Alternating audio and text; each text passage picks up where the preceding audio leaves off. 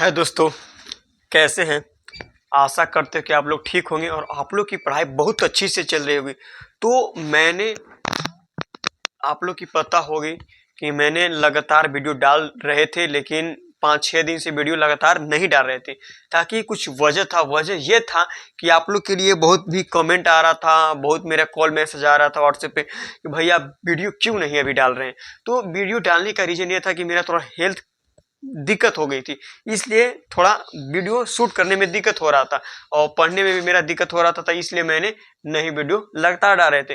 लेकिन अब मेरा हेल्थ आराम से ठीक हो चुका है और मेरा तबीयत भी अच्छी तरीके से ठीक हो चुकी है और भगवान करे कि अच्छे तरीके से ठीक रहे, आप लोग की दुआ भी रहेगी तो ठीक रहेगा। तो अब मैंने फिर वीडियो लेके आ चुके हैं और आप लोग की थंबनेल देख के एकदम पूरा अच्छा समझ में आ चुका होगा कि मैंने किस टॉपिक पर और किस तरह से पढ़ाएंगे और आप लोग की कोई दिक्कत नहीं होगा। और दिक्कत किस बात की, मैंने बोले ना कि किसी प्रकार नहीं, आराम से 450 पार होगा और होगा 2025 के लिए, बिहार बोर्ड के लिए होगा, क्लास 12 के भी।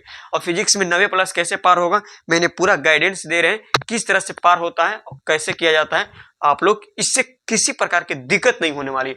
तो देखिए, जो बिहार बोर्ड है, बिहार बोर्ड 2023 में ये क्वेश्चन पूछा गया है, जो VVI है, ये जितना भी क्वेश्चन हम बोर्ड पे लिखे हैं और क्वेश्चन के साथ साथ आंसर लिखे, ये 2023 में ऑलरेडी पूछा गया है।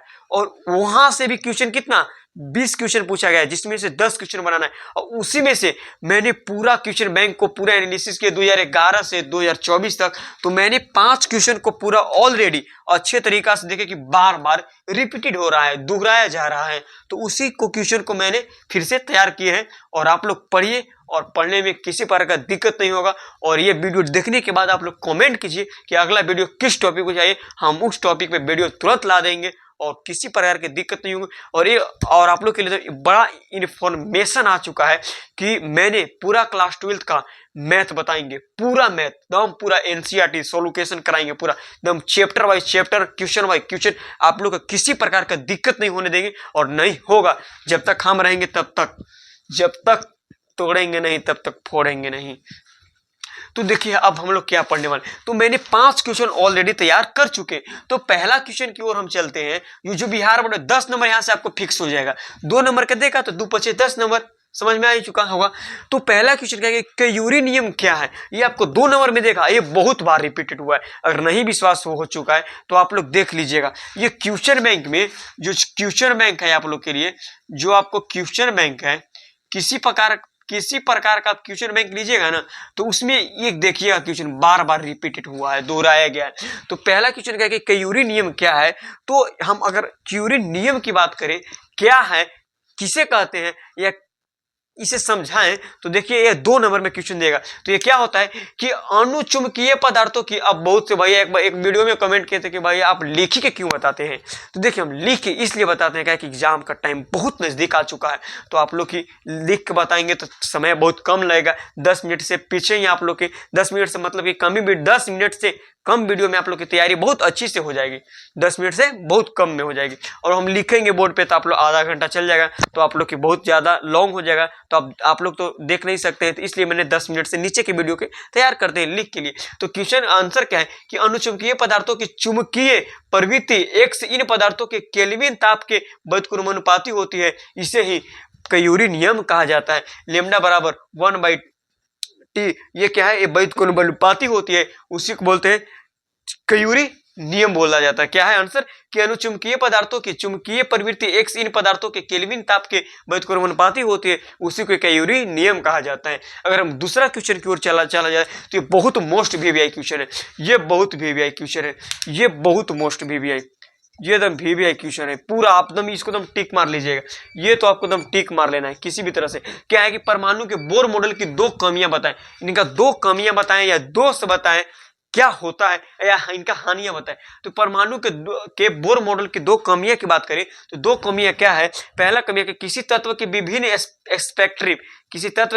स्पेक्ट्रम के रेखाओं की तीव्रता में अंतर का कारण इस सिद्धांतों द्वारा नहीं समझाया जा सकता है, ये पहला हो गया। दूसरा कमियां कि इलेक्ट्रॉन संबंध प्रभाव से सहसंबंध से नहीं गुजरते। ये इलेक्ट्रॉन सहसंबंध प्रभाव से नहीं, प्रभाव की कमी से नहीं गुजरते।